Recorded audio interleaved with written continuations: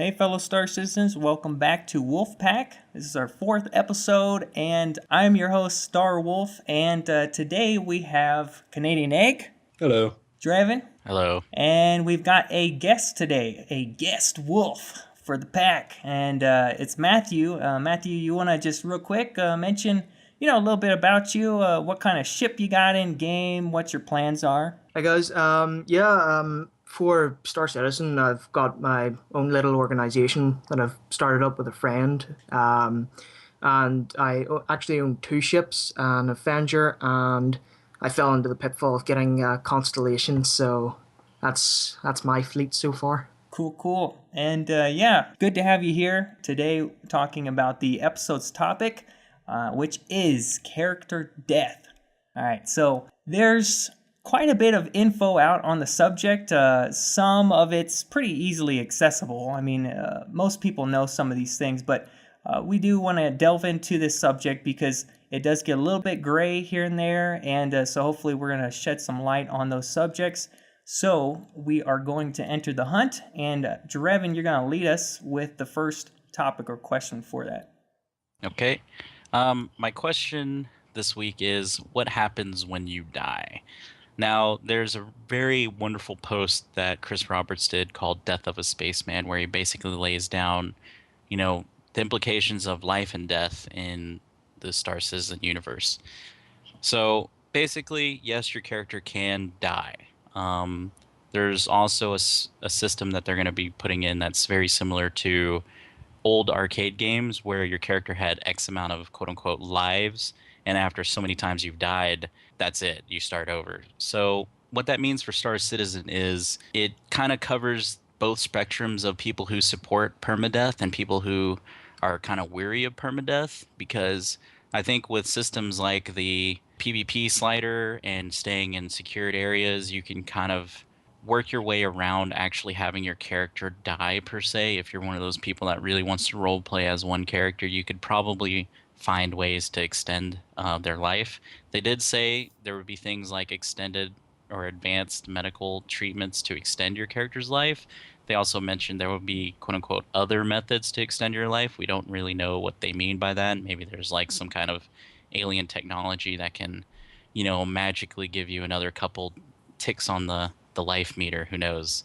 I also like they're implementing a system that as your character gets injured, scars will build up and they'll be visible, as well as say you get a limb detached from your body, you'll get a cybernetic prosthetic put in place. I like that to touch. Supplement. Yeah, and so it's going to be pretty interesting. Now, as far as like your equipment and your ship, obviously if you have your ship insured, you'll get your ship back, but the kind of gray area for me is when your character dies, what happens to the stuff that's actually on his body at the time of death? So like what happens to their armor they're wearing? What happens to the weapon? And I'm going to extend that question to you guys because I don't actually know an answer. I have a couple ideas, but I want to see what you guys think of. Well, personally, I would say it depends on what type of death. Like, because also, what are ways you die, right? If you get shot in the head, you're dead. If you don't eject it from your ship in time, you're dead. And if you didn't eject from your ship in time, obviously you're going to blow up, right? So I think that would it would lose all your items that were on your character at the time in your inventory, and in your ship as well. But if it was something like shot in the head, I would say that depends on if whoever killed you loots you or not.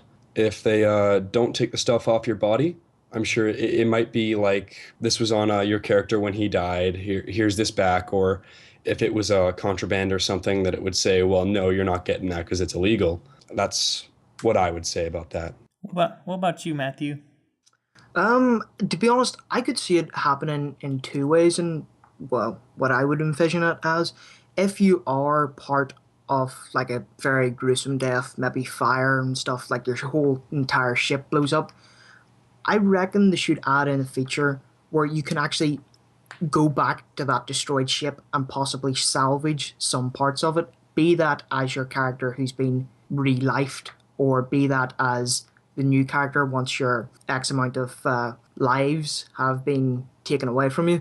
So maybe you could, if you do die, you might get a dog tag here or there, just saying like you're dead, or you could actually go back and possibly salvage from the wreckage, which would be a cool feature, I would think.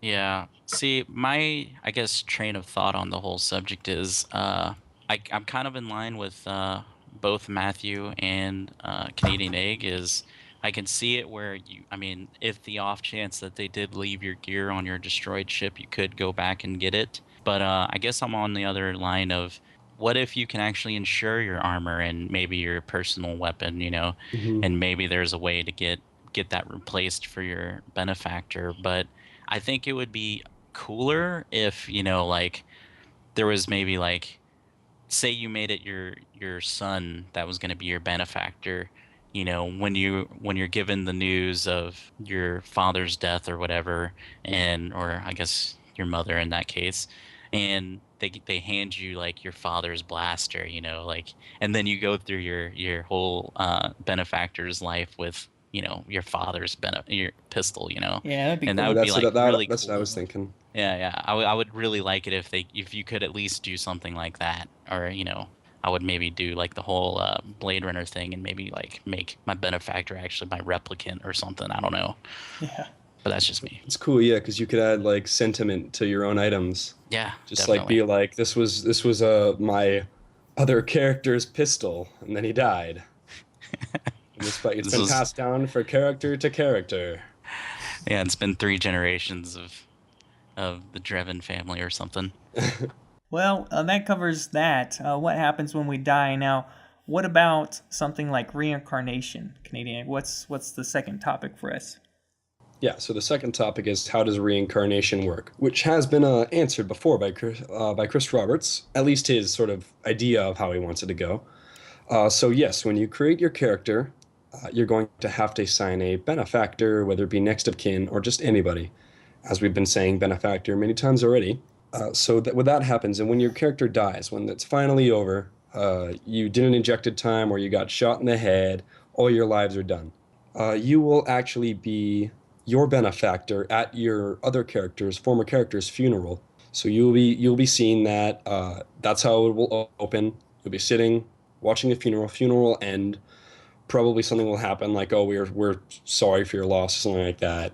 And then you will get all the assets that character had, the hangars, the hangar, the ships, the stored items, and most of the money. I believe that it was said that the United Earth Empire is going to take its sort of, I guess you could say, taxes. Yeah, and then it'll take that, and you'll also sort of take their reputation a bit, like not completely. It's not if your former character was some military general, you're not immediately going to be a military general, but the military is going to be more welcoming to you. Like Mm, it's going to be a bit easier for you to get higher up.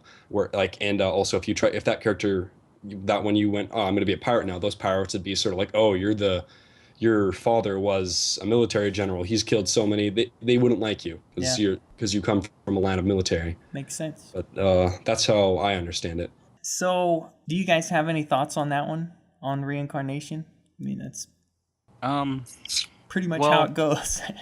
yeah. There's really not much to it other than what else Chris Roberts said. I think the kind of takeaway from this is, what kind of punishment is put in place and how much. I mean, we know that you're going to lose some reputation, as Canadian Egg said, and you're going to lose, some credits, but is it going to be enough to actually constitute it as being somewhat painful? I think that's kind of the thing that they're going to have to balance over time and see, because like in the instance you're a pirate and you've been working on, your grand master plan of bringing up all the pirates together under one band, and then you end up dying. Like your benefactor is going to have a shoe in with the pirates a bit, but like how much of a shoe in are you going to get? Are they going to be like, well, welcome, we'll start you down maybe like mid level rather than being up at the top like you were? And is it going to take a while to build up that reputation? That's what we're going to have to wait and see. Yeah, that's a good idea, though. I really like that they're doing it because it makes sense in real world ideology. Because yeah, just like in the military, you have some highly decorated father, you're known. Same with like the pirate instance, you're the kid of this really notorious pirate. You're going to be known and kind of a little bit respected in that way. So like, yeah, it makes sense in real life. So I think it's a great addition to that whole death and reincarnation idea, because like they could have just not done that and just said, nope, you start over from scratch. Just one thing that popped to my head really quick that I kind of want to say before it escapes my mind again is that that would only technically be with NPCs as well. Because say if your buddy was your, I guess you could say you're a co-founder of an organization, and you were the head of the organization and you got killed. That organization, like, does he go to the head, or do you just sort of go, yeah, I'm still the man with the plan? Because it's still the same you. Outside of the computer, it's the same human being with the same mind and all that. So it would really only fly this way unless you're with a hardcore gang of RPers, role players. But it would really be most effective with the NPCs. Yeah. Because you can never really take into you have to take into mind like what the players will do, but it's kind of hard to prevent what they're going to do. Yeah. Actually, it's really hard to prevent what they're going to do. Yeah, that's true. What about you, Matthew? Did you have any thoughts on that? Do you think it's a good idea? Reincarnation is a good idea that they did it this way? Yeah, I think it does work, because then it's like from that post that Chris Roberts did, Death of a Spaceman, he commented saying like he doesn't want people just playing it, oh, I died, reload the last save, because it sort of makes you more cautious on how you play the game. And although they may have, yes, we have the technology to rebuild you or all this here, it's going to make you cautious, because first of all, after you lose all these X amount of lives, whatever they're going to give you, you're going to have to start from a new character, and maybe you have a connection to your old character, your first character, and it's who that benefactor is going to be. I think is going to be an interesting part, be it your son or be it a co-worker, and I find it interesting how they're going to do that. Yeah, I think of it as, it's a weird reference, but I kind of think of it as the Call of Duty franchise over the Counter-Strike. And whereas you only get one life, and I just remember playing that quite a bit back in the day, and that kind of game mode versus something like a Call of Duty where you get, you just respawn, and when you respawn in that game, it's like instant, you're just straight back into the fray, and there's no thinking there, and I felt like Counter-Strike was a little bit more tense. I was more invested in that game simply because like, oh, I don't want to spectate. I want to play this round all the way to the end. And but on a longer note, as far as role-playing games where you're invested into this character hours and hours, like that would make you like just dread the thought of, no, I can't die. And so I think that would make it funner for me. Some people don't agree with that. Like some people don't like permadeath, and I think he's accommodating to those players. Like Drevin said, there are ways to extend your life. There are measures you can make in order to keep your character as long as you can. So like I think he's doing a good job with it, and I do appreciate yes, it's possible that your character can die, for good, and pass that baton on. I like that gameplay. Yeah. One point I wanted to make there was you touched on the subject that they can extend their lives. Maybe you could be your benefactor, and it could be a long shot, but whenever you die, you were saying about instant respawns and stuff, maybe they might include like you have to wait X amount of minutes before you can replay a game, because time has to pass before your body would be found, or you go into this funeral style that they were talking about. Or it could go along the lines of, I always remember Mass Effect 2 when they did that part of the spoilers for anybody who hasn't played it, but if they Lazarus did Project. Yeah, the Lazarus Project. Yeah. Yep. That's what I was thinking. That's how I was figuring they were going to do it. I mean, if you think about it, like it's just really amazing to see just exactly how important reputation ties in. Because if you think about it, like say you're one of those highly reputable pirates or you're a highly reputable bounty hunter, like you're only going to get those really lucrative deals because people are going to know and they can trust you that you'll be able to complete the mission. They know that your band of pirates are spot on, so they'll feed you the information for a cut. You know what I mean? Or if you're the high tier bounty hunter, you're the one who always gets his mark and gets the tough ones guaranteed. They're going to come to you, and that's going to put a lot of pressure on trying to keep your character alive, because if you go back, you know if you reverse that progress some, that could be painful. Who knows? Yeah, rep means everything. Look at even the gray market. You have to go through those middlemen because they've got the rep, and so like I could see that's gonna be a big thing, and you're gonna want to keep that reputation that you've gained for this character of yours. One thing I just thought about too is that like things you bought while you were during in that character, like say if you die, all the things like say you're if you have mechanics in your hangar, you have to hire new ones. If all the insurance on your ship, like you get the ship that blew up back if one did blow up, but the insurance on it is gone now, and you'll have to rebuy it for all that. So say you just bought a year's worth of insurance for all your ships, and you're like, cool, I just got my ships insured. Let's go out for a nice fly. Boom, you're dead.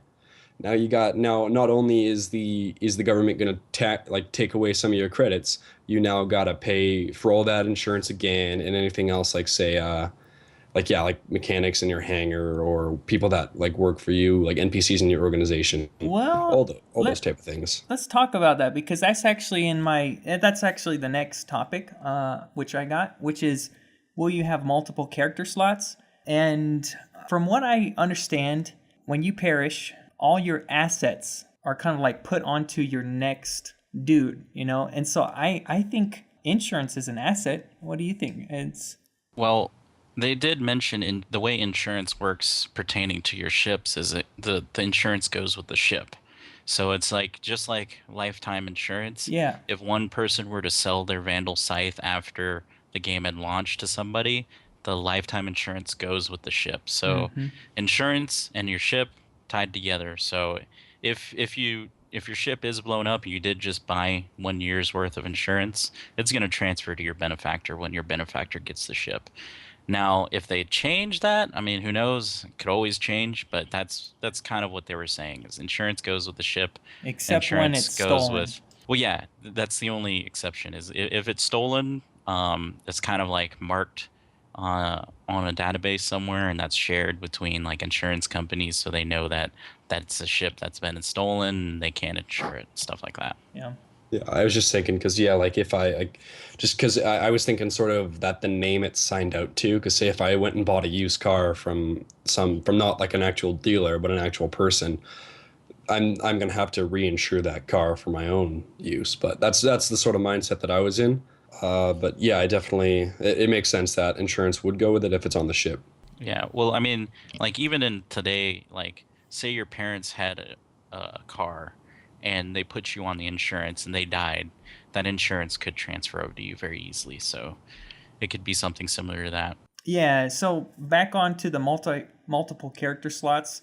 I want to talk about those assets transitioning over to your new character. But to answer the question real quick, it's yes, you can have multiple character slots, and you can get them two different ways. You can either purchase multiple character slots, and I think that's going to be when the game launches because currently that's not an option. So you will be able to purchase another character slot or multiple if you want later on. But right now, the other option is you can buy multiple game packages with ships, and so if you do that, that is in effect another character slot. So they wanted to do that. When you have these multiple characters, they basically go into a character pool, and from that character pool, you can either make them player characters or NPCs. So you can choose when you're making them, you're making their features and their backstory and all that stuff. You can flick a switch to make them NPCs, which means you can have them along the ride with you on your adventures, or you can make them player characters so that you would be, jumping in and controlling them. So that's the difference there, and the benefit of having NPCs, I think, is apparent. You can hire on random NPCs, but if you wanted, like the crew of the Serenity or something like that, you want to do some kind of personalized NPCs, that's obviously a benefit to you. And having extra player characters would also be, I think, pretty apparent why you'd want one. I mean, if I wanted to play a good guy and then I wanted to play a bad guy, I'd just have two player characters, So that's why they're doing that. So you guys think that's pretty legit? Is that how they should be doing it? And what do you think about that? I think it's a good thing. I think originally they probably wanted to have just like single character, like this is your character story, but I think it became very apparent, especially with the way people were buying pledges and whatnot. They would just, they didn't know you could have multiple characters, so they would just make another account and buy another package, make another account, buy another package so they can have multiple characters. Yeah. So Chris Roberts kind of came in. I believe he mentioned this in one of the videos. I can't remember which one, so don't completely quote me on it, but he did say he wanted to just go ahead and make it that you can have multiple characters. That way, it can cater to both sides of the coin. And he realized that people did want to have multiple characters, so he'd just make it simpler for them. Yeah. Mm-hmm. Are you guys going to have multiple characters? Canadian Egg, what about you? Well, on that, to be honest, no. I sort of like to, when I make a character, I commit to it. Yeah. As like because then I don't really like going, well, what character am I going to play as now? If I only have one character, then I can sort of stick in a role play sense with that character, and also I can keep working on that character. I get like the multiple. One thing that I just thought of though is that if you do have multiple characters, I'm sort of wondering if you would be able to transfer one of your ships on one of your characters to another character, because what I've heard, Chris Roberts said that once you give a ship to a character, I believe this was before he said that it was that you can have multiple characters. Once you give a ship to a character, you can't melt it down. That's a ship, like it's now there. And I thought that since it's on your account, and if you have another character that's also on your account, would that really count? Would you be able to give that ship to that character, or would that count as sort of do you know what I'm saying? I can't really think of a word right now. You can gift ships as many times as you want. No, he clarified. It's like when the game launches and you make your character, the ships in the actual package, they're like not assigned to an actual character yet. So you actually have to choose which character to assign it. You got that part right. The thing is, even if you assign a ship to a character, there's nothing saying you can't sell that ship, quote unquote. So like, in my opinion, I mean, there might even be a gift function in game that you can, like, say it's a person on your friends list or a person in your organization. You might just be able to all out give them one, or you could probably just sell them one for 1 credit. You know what I mean? So there will be, I think there's going to be a way you could do that. Work around. Yeah. And I think that kind of opens up a thing of, if you do have multiple characters, can you make them like a family so they have dual ownership of the stuff? That's kind of interesting. I didn't think about that. Because you have say the brother of your main character who happens to turn out to be like pseudo pirate while you're like a mercenary, and he kind of like he goes too far on the line. I mean, I guess it's going too far. It's kind of like RP, but you know what I'm saying? It's like, what if you can have dual ownership of ships and hangars and such? That would be interesting. One thing that I thought though, like why I thought it would be an exploit, like giving ships to your other characters, was be sort of you could just buy one ship and then constantly gift it to another to the character you want to play as. And it just seems like that could sort of, like if you bought a well-rounded ship like a 325A, and like you have one mercenary character, one pirate character, and you just keep transferring it to character depending on which one you want to play. I was like, that seems like it could be exploited rather easily. And seems like a hassle as well. Yeah, but some people might just want to. Yeah. Some people don't care about that stuff. They'll just be like, I don't have to spend any of my in-game credits or real game money, and I just have to take like 20 minutes of my time. Yeah, Yep. I suppose they already purchased, either in game or out of game that ship. So like I wouldn't have a personal issue with them doing that because they, regardless of if it's that character or this character, they did earn it some way. Yeah. So, Yeah, I Yeah. guess because it's But still going to be the same person flying the same ship. I guess it's just that yeah, what they're going to be using it for. Sorry, but Drevin, go I ahead. have no, that's all right. I have one thing and one problem with that is like say you do have the Paragon path and the Renegade path or whatever you want to call it. Insurance, though it transfers, a pirate can get to the point where they can't get insurance, but they can only get it through, dirtier means, like they can go through pirate insurance or something. Then there's the question of how does the insurance work then? You know what I mean? Like I Yeah. did say insurance goes with the ship, but I think that's assuming, your character is just neutral in the whole affair. And then it's also the fact of, say you're using it, for say you're using your Avenger for good deeds for a while, you get attacked by pirates, it blows up, your insurance starts taking a hike. You get your Avenger back, you send it to your pirate character, it gets blown up way more often. Then comes the thing of like, are you going to be able to perform insurance fraud in a sense? Because, insurance is going to keep getting higher and higher for your pirate that's going to be getting it blown up more often possibly than your good character. Then you just send it to your good character, kind of somewhat wipes that slate, and then you send it back. I think that's where there's concern for possible fraud or something like that. But at the end of the I, day, it really doesn't bother me. I think a way to combat that would be there could be a cap limit to how many times you transfer it between your character slots. So instead of like I can do this infinite amount of times, okay, you've got 10 times that you can transfer it between your two characters. That, or they go along the lines of if it is a completely separate character in a different character slot, then do you get a duplicate of that ship for that character and it just diverges from those two roads? That seems interesting. Like maybe the insurance can be smart enough to sort of go, hey, these two, just like imagine they're not even on the same account, but these two citizens keep transferring this ship over and over again for to get insurance. I think they might be in cahoots. Yeah. And just start going, oh well, you transfer that ship back again. Sorry, we can't insure that now. It's been screwed around with too much. I think a cap would be a good idea. Actually, that might solve that problem that you're talking about. That or there's a cooldown for how often. Like, say you buy a ship, you can't sell it within the same day. You know what I mean? That's a good idea. Yeah. It'd I be think they nice could if it do was something like also that. it'd be nice if it was also like a growing cooldown. Like if you do it like immediately after your cooldown's over, the cooldown will be higher Mhm. to sort of prevent like on just waiting for like I don't know the 2 day cooldown and then doing it again, wait for the 2 day cooldown. It Like just sort of keeps like how rising. sort of like how some ban systems work. Like you get banned for a day, then you get banned for a week, then you get banned for a month. Yeah.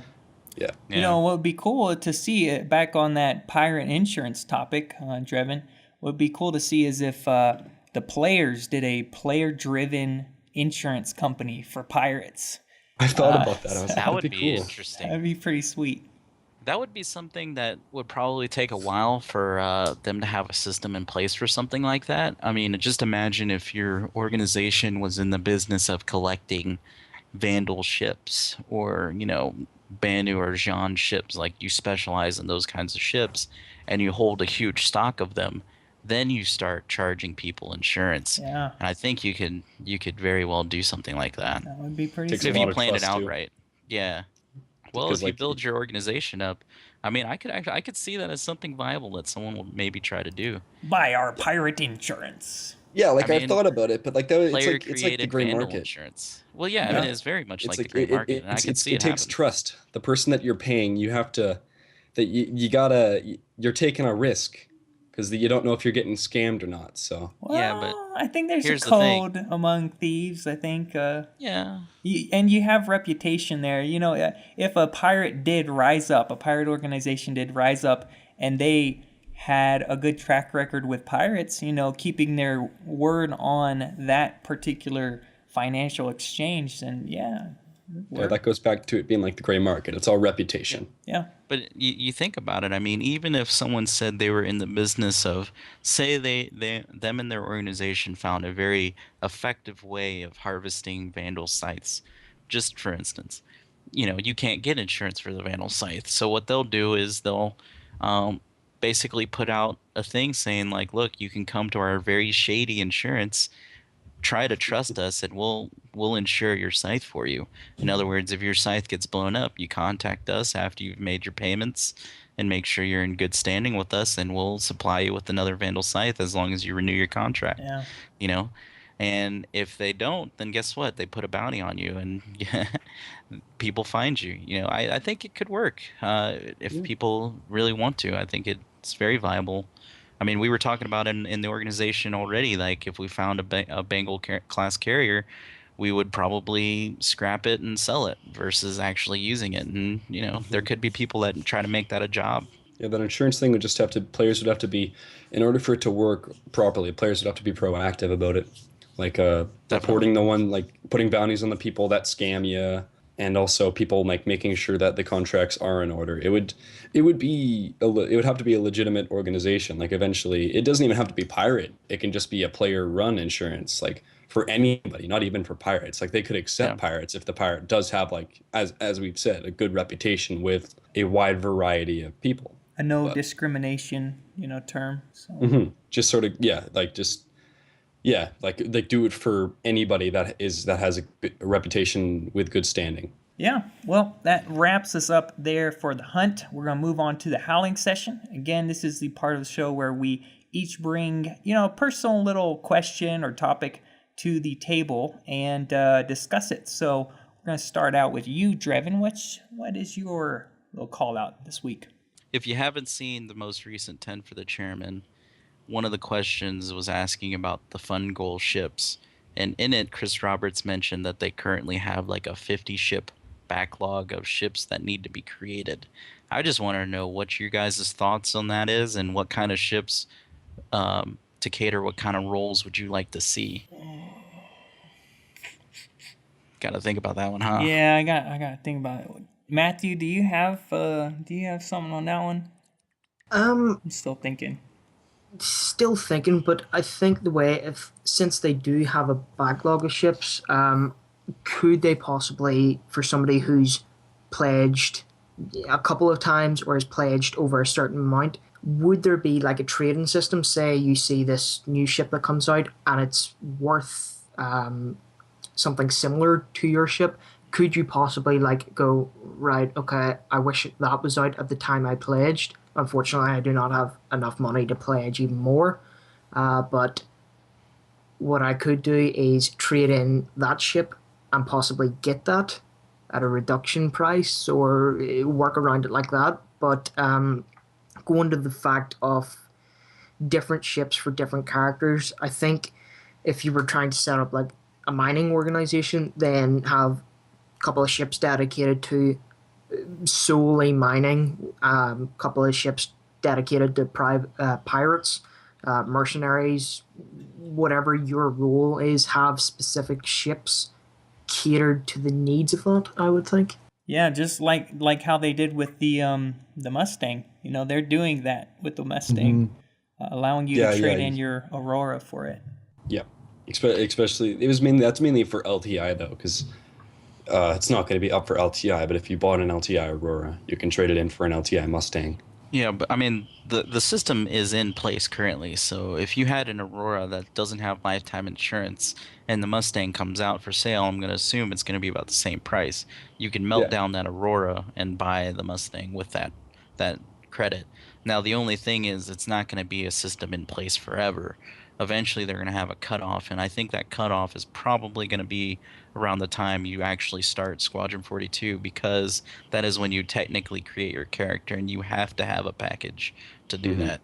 So they wouldn't allow people to constantly trade and do whatnot after that. Yeah. Yeah. What I was thinking about, like about Chris Roberts saying that there's 50 ships on backlog, I gotta think, yeah, that's all right.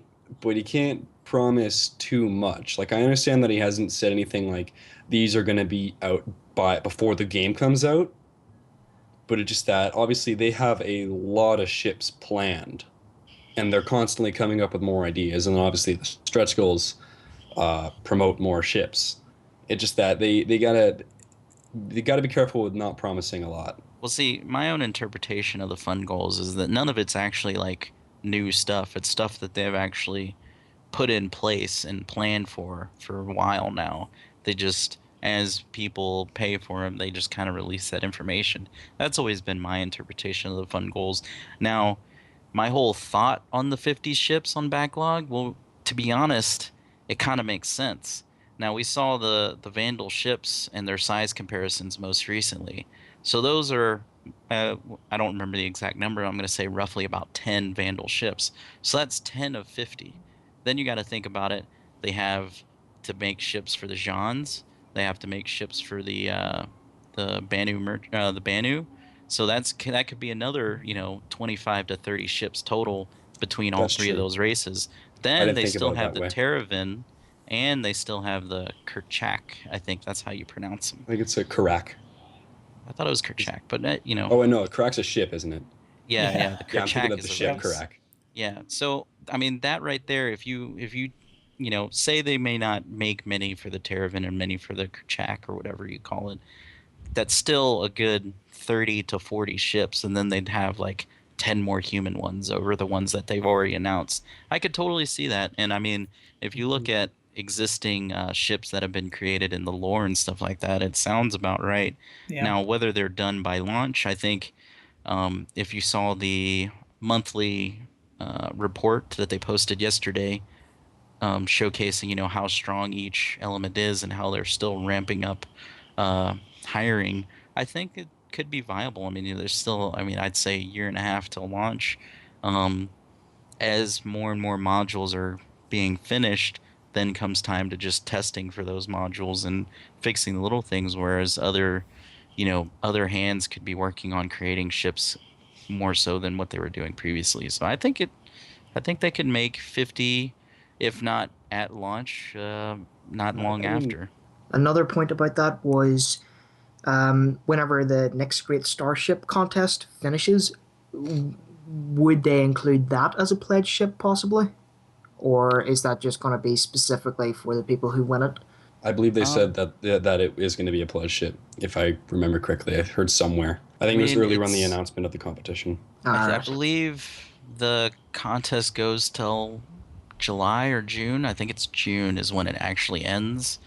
So after that, then I mean, really, they just got to modify it a little bit. I could actually totally see them putting it up for sale. The only thing they really mentioned was that, as far as like the ship being available, was that the creators would get the first production models of it in Mhm. game. So Yeah, and also you have to think about it. It is going to be ready because right now it's actually being made. It's not like they're going to come up with the idea and then it's going to be made. It's going to be tweaked when it's done. But because they're getting CryEngine integration already with what we've seen, so it's gonna be pretty much done when the competition is over, and then CIG will take it. They'll modify it to better suit whatever Chris Roberts needs at that point in time, Special and then dust. it'll That's what they're gonna yes. put on it. Special Special dust. Dusk, yes. You are now a star citizenship. Yeah. yeah, Uh, yeah, and I mean, honestly, like that's what the competition is. Like, it is a way for them to get A, the community involved, and B, it's also a way for them to get a ship created a lot cheaper than what it would cost them to make the yeah, ship. and even So higher than you. essentially, when it's done, it's gonna be, I would say, maybe 90% or 95% done. Then they just have to maybe do a couple little tweaks to make Yeah. it run a little bit more optimal in their game or something like that. I'm not sure it's gonna be cheaper because when you think about it, they're taking the heads of all the departments, art departments, and spending how much time on all these shows? I mean, Yeah, Chris but Roberts alone, hours upon hours with that show. I think they're gonna be paying for it, but it is a very good like community involvement strategy. So I think it's gonna get them, back for what they put into it. But Yeah, but they said, for instance, like a small ship costs them about $50,000 to make. A ship like the Constellation costs about 150,000, is what they said roughly. So for giving, some PC rigs and $30,000 to the winning team, I think they're still going to save quite a bit of money. Also, because of the fact that they also Mhm. have sponsors for this. So the sponsors are going to be covering, like I think Main Gear is one of the sponsors, and they'll be giving away the computers that are going to be, for the winners and stuff like that. So I think they will save quite a bit of money, and it's also very good. I mean, look, it's a way for them to A, market the game, generate interest. B, it's also a way to pull in the community and make the community feel loved. And C, they're getting a ship for, because the mercenary gunship is by no means small. So I would say they're saving at least 10 grand or more. I mean, at bare minimum. Yeah, yeah, I suppose so. I would get back to your topic and answer you with I want to see a military patrol ship introduced because that's so. I did a Cutlass spotlight just this week. I was talking about it and I was looking around. I was like, who's the Cutlass's opposition? Like who is going to take on the Cutlass? Big ships, big guns, but all those smaller ones, maybe excluding Hornets and scythes and that kind of stuff, because they're pretty heavily armed. Those ships. But when you're talking about the Avenger, which is a bounty hunter ship, it's going to be coming after pirates. The Cutlass just really doesn't have any opposition in that area. So I'd like to see a companion Cutlass ship because I don't like the design of it, and so I'd just like another option. And B, it's a very good ship, which just kind of seems out by itself right now. I don't see another comparable ship with the Cutlass, so I want to see another option there. I I honestly think the gunship might be the slightly bigger comparison. I mean, you think about the Cutlass. I kind of had this conversation earlier in TeamSpeak, like that hatch at the bottom. You could fit a couple people in there. You could make it a small gunship. Yeah, Yeah. or I mean, small dropship. And the mercenary gunship's supposed to have the functionality of a dropship. I mean, that could be its big brother that's more militaristic in so to speak. So I could see something like that. And I'm sure there will be other ships that you could do something similar. I mean, you could even take the freelancer and just have people stand in the back and open the hatch and have them jump out. I mean, no one's saying you can't. Yeah. But Mhm. I think it's interesting. I mean, I for one didn't like the Cutlass when I first saw it. After I, got one in my hangar and kind of walked around it, and especially with the new changes, I actually kind of like it a bit. I don't know if I'd want to get rid of it ever, but I think there will be other options, especially when they got 50 ships to make. Yeah. I'm a Cutlass hipster. I like the Cutlass before it was updated. Yeah. I still don't like it. I've always loved It's that. good on stat, but I'm just saying as far as aesthetics go, like I'll never like that ship. I just I don't like like the it. It looks, shape of it it. looks, it just looks sharp and fast. Looks like a Cutlass. Mm, That's okay. terrible. I'll let you have that. What's your howling session topic, Canadian Egg? So yeah, my topic for the howling session is graveyards. We've already talked about in the hunt about how when your character dies, you will be the benefactor at that funeral. And I was thinking, well, is there actually going to be a graveyard? Can you revisit sort of the burial site, or is there going to be like a wall of players' names?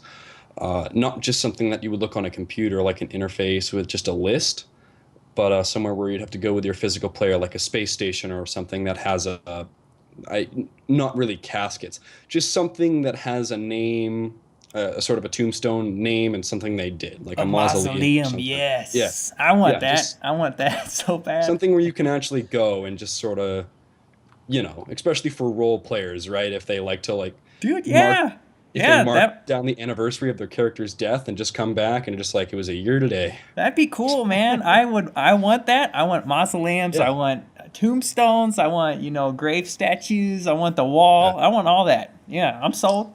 Just get, And the yeah. universe is going to be really, really big. So even though there's going to be a lot of players dying on a daily basis, you're in space. You're gonna be able to fit it somewhere. Yeah, do it not in one all in one place. That would be a Yeah, headache, but yeah, like on it could sort of each be individual in planet, you know. yeah in the system where the character died would make Oh, sense. or the system, like you could track your character's location, and so wherever he spent the most time, you would put him on Mm. that planet. That would be cool. Or wherever he had like the best reputation. Seems like Yeah, I hit a nerve there with you. yeah. A role playing nerve. I like graveyards for some reason. The thing that comes to mind is the orbiting meadows out of Futurama. That's what I was Oh, thinking. That's what I was like that Futurama scene where he found a 7-leaf clover in the grave. That's what sort of sparked it because I was like, that's a space station graveyard sort of. Yeah. That's what initially The, made me think of that. the other thing I could think of is having a physical thing, but also having maybe like a recording of the funeral, Final I moments. guess. Yeah. Like it's something that you could play back. Like, yeah, like having a playback of the funeral if you wish to watch that again, Oh, go through I the like misery. I like that idea. Or maybe even like your character could record a, like his final will, saying like, "Hey, if I Mm. die, this is my last testament." And then you could have that as like a little hollow projector on, his grave. That would Yeah. be That would one. be You're my sweet, only man. hope. Oh man, I like this. They're not gonna do it, Maybe. but it would be Well, so cool if they well, did that. maybe if it's not just some random bloke that died, but maybe say if your character was like a high commanding general in the military and he died, then maybe that would be a big news thing. So they would maybe film like news cameras would be on the funeral, and then you could literally just go and watch it again. Like maybe if you were someone important. Yeah, probably not if you're just some lowly pirate making his way and then you die. Your next of kin isn't going to have a recording. But it would be very cool for it to be from anyone because it doesn't matter really who it is. People like in real life, people die, and there are people that care about it, Yeah, care about that yeah. person. I So don't think I discriminate. I would just like for every character that has lived alive has the chance to put time into that recording or choose ahead of time, the location where they want to be buried and that kind of thing. I would mhm. like, the option open for everyone. I I guess my thought on it is that I would assume it would be where their main hangar is. Like, because the hangar is supposed to be your house, your place of residence, or whatever. So I would assume, like, say if everybody has their starter hangars and that's like your instant like place of record, home of record, then I would assume it'd be on that in that system on that planet closest to it. If not, like say if you have an asteroid hangar, then yeah, or something like that. That's what I would assume. And I think what they could do very easily since it's the future. I mean, you can have like a plate on the ground and in this cemetery that maybe is probably instanced for you. Maybe you'll see like just your family graves and then like each one because they said your tombstone's supposed to have your character's achievements Mhm. and whatnot. So then like you just walk up to the specific plate of the specific character, and as it you walk next to it, it comes up as like a holographic version of your character, and it lists all their achievements and stuff like that, and the date they died, and whatnot, and how they died or whatever. And I think they could just do something like that, make it instance, kind of like your hangar inside. I Yeah, would imagine is kind of instanced. that'd be good. So I think they could do something like that very easily. That'd be cool. I'd still like something like physical though, where you can go and it's actually like something. Yeah. Well, that's what Like it I mean. seems That's what like I'm saying. Like you're yeah, going into the family graveyard on said planet, but it's going to be an instance rather than because I mean, if you think about just just 2 years down the line, how many people have died? I mean, yeah, they've run yeah. out of space. Yeah, I was gonna say that if it wasn't instances, if you didn't bring that up, I was gonna say that eventually, like say I'm sure a lot of people like my initial plan was probably gonna be having my hangar on Earth, and I'm sure a lot of people are too, considering, that's our planet. Um, but a lot of people dying if they put like their grave on the planet where their hangar was, Earth would fill up pretty fast. Yeah. So it seems, yeah, instancing would be smart, or have like certain graveyards for I certain. don't. You guys are saying there's not going to be enough space in space. You know what I'm I would. saying? Hey, I said earlier that in space you can put anything everywhere. That's why I brought up space station But graveyards. even the Right? Earth, if they build it to scale model, just think about how big this planet is. I mean, you could stick graveyards, out of the way, and you could make it work. I mean, we're not gonna fill up. You have to think right now. Think about how populated the world is now, and how populated do you think it would be in 2944? You have to remember that it's 900 years in the future. If we had to move to other planets, I'm sure the Earth started to get a little bit crowded. That somebody was like, yeah, I'm gonna go hang out at Terra. I mean, no, you make up a good point, Star Wolf. I mean, they could make it not instance and just have it a permanent thing, but Like that's I what I want. mean, then comes the thing of what do you do when as like more and more of a person's family dies, like they can't have their tombstones near each other. So then it becomes like a chase. You gotta, connect the dots, find where your family's tombstones are, and Yeah, You that might be could able take a to. while to traverse. that'd be I mean, fun. they could do that. I think it would be fine, but for sake of simplicity, I'd say it'd probably just be instance. Yeah, You might be able to. You probably would be able to go like pay a large sum to because it would be something really big to actually, if you cared enough, to move that grave, dig up the grave, and carefully relocate it to somewhere else. And maybe you could even, like, yeah, I'm just saying, like maybe even if you have say you're very successful and you have your own, you have your own land. You could have that graveyard on that land that you own. yeah. I mean, And then that land would be passed down to your characters, and there would just be more and more graves coming up. I think it would be all down to how much you want that kind of keeping everybody together. Then yes, something like Canadian Egg said, maybe you can spend money to relocate the body because that happens in real life. And Hmm. yeah, if you want that option, then it's going to cost you. Actually, cost quite a bit in real life too. So like, it would cost a substantial amount. Me personally, I would probably have a crypt, everything like 2 stories underground, and just like this sweet, vampire coffin. And that's where I would bury my first character, and it'd be pretty sweet. I'd spend all my Possibilities. life earnings on that crypt, probably is what I do. Possibilities are endless at this Yes. point in development. So, anyways, we spent quite a bit of time on that one, but I want to get to my topic, and that is I want to talk about how kind of just speculate how CIG is going to implement tablet integration into the game, because they've mentioned they're going to have like an app, and what that is going to be, we don't have information on. But what I would want to see is simple stuff. I would start with simple mail and simple chat app, because we have people, friends in the game that are playing, and when you're on the go, you can have some kind of like chat session going with just your buddy list, and skin it as the RSI site, something like that, and just have your mail filtered into there. With something like, you might be able to view account documents. I mean, there's plenty to read over and go over inside these Star Citizen universe. You're talking about financial, business, trade, organization, all of this kind of documentation that I assume we're going to have some kind of documentation, some kind of mail that we'll be getting as a character from all those kind of areas. So I would like to see that in the app. I would also like to be able to, as a businessman, move money and complete trade transactions on the tablet. That would be cool. And I guess my point is, I hope they connect the app in a meaningful way, not just some stupid little throwaway little mini game. I just want something useful, something that keeps me tied to the game, even though I'm out on the go.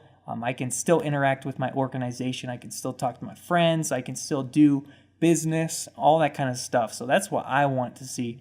What about you guys? I think a really cool thing if they were doing an app, everything that you said was a great idea, like having that connection always with what the goings on of stuff.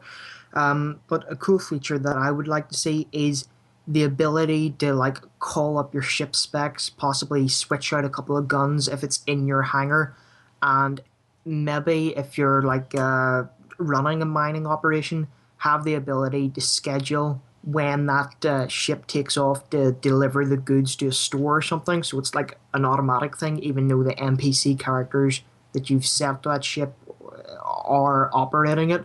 But you can send them commands saying, right, okay, fair enough, pull out of there, move to the next place. That's a good idea. I could see that Yeah. happening. That would be pretty useful. Canadian Egg, what about you?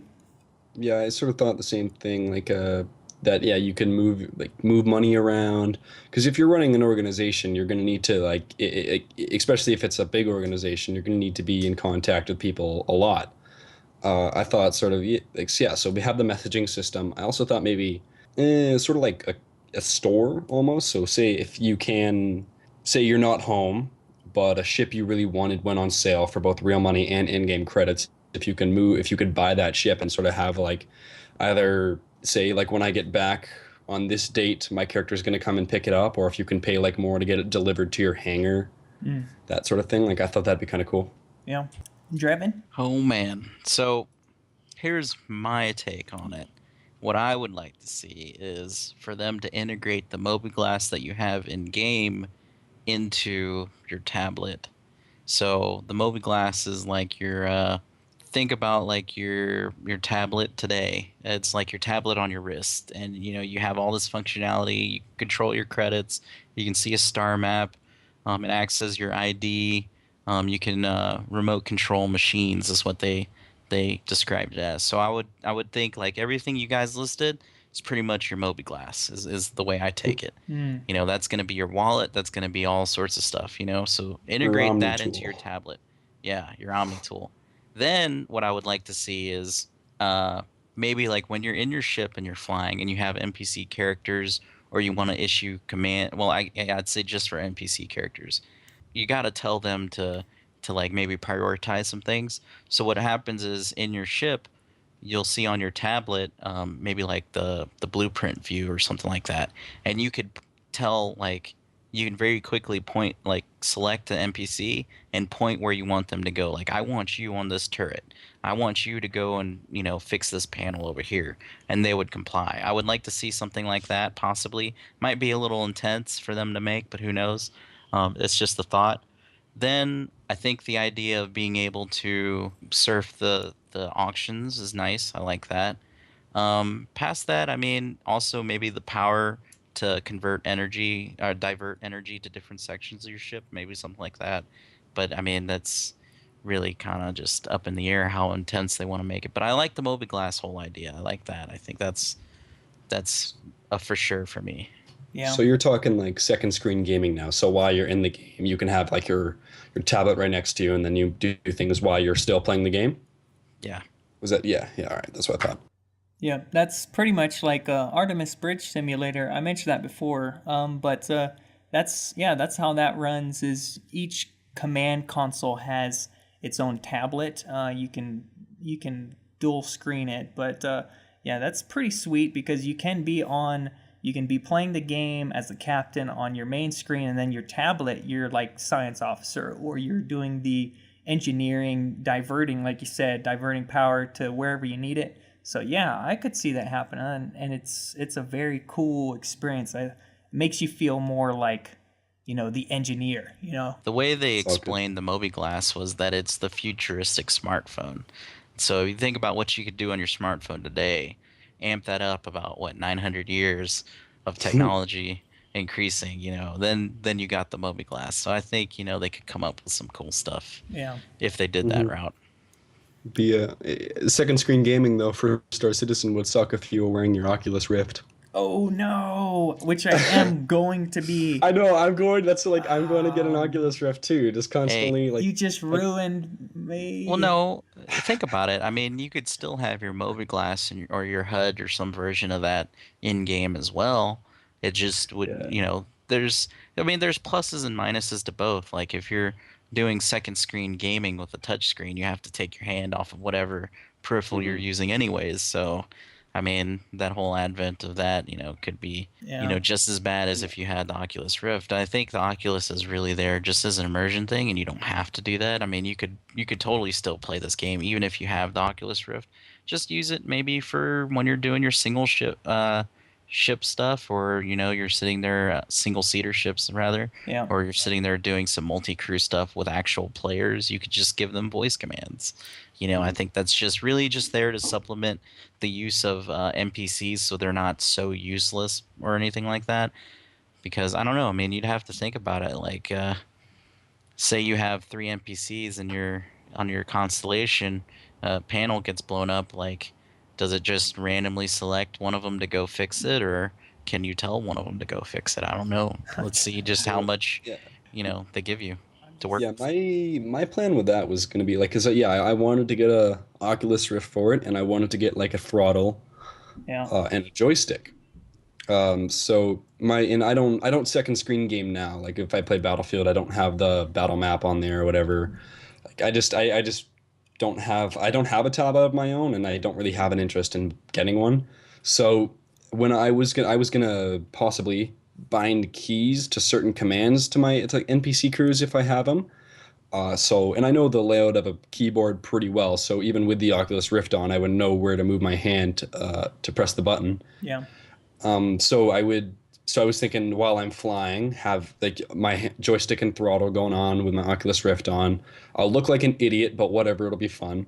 Say, yeah, one of my panels gets blown out. I press the command to go for one of my NPCs to go do that stuff. Mhm. Yeah. All right. Well, that wraps us up for the whole episode. So I really appreciate you guys, especially Matthew, who's our guest this week. Thanks for coming on, Matthew. Nope, it's been a pleasure. Anytime. Thanks for having me on. And Drevin and Canadian Egg, as always. Thank you. Yeah, thanks. And yeah, we will see you guys next time. Hope you enjoyed it. Bye.